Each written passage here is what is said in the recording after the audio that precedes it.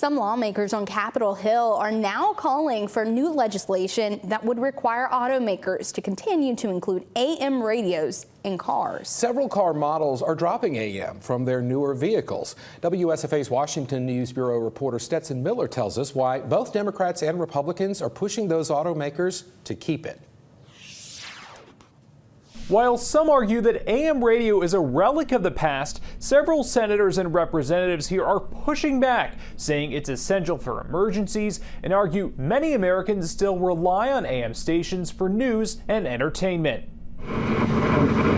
As automakers like Ford, Tesla, and BMW are tuning out AM radio from their newest electric car models, several congressional lawmakers are coming out with new legislation to keep AM broadcasts a part of your everyday drive. AM radio is our emergency alert system. It's our source for news, for weather, for sports, and entertainment. And it's a crucial part of our diverse media ecosystem. We are here to send a signal loud and clear to automakers that they cannot tune us out.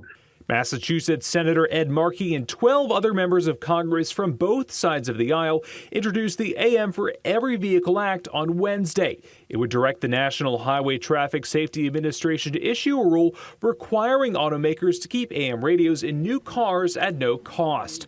The sponsors of the bill say not only is it a source of news and entertainment for many Americans, but it's still very crucial in emergencies. AM radio is the backbone behind America's national public warning system.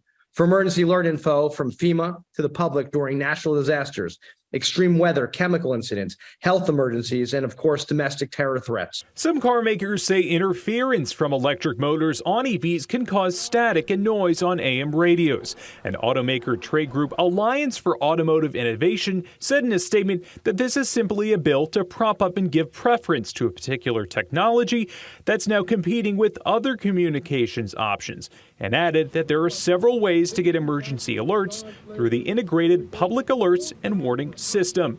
But the National Association of Broadcasters President Curtis Leggett argues it's still important because many Americans rely on it to get information. It matters to communities across the country. Our audiences, radio audiences, remain very reliant on AM radio. There are tens of millions of listeners across the country who are tuning in to AM radio every month. The bill also calls for the Government Accountability Office to study whether or not other communication systems could replicate the effectiveness of AM radio, and neither Tesla nor Ford returned a request for comment on this story.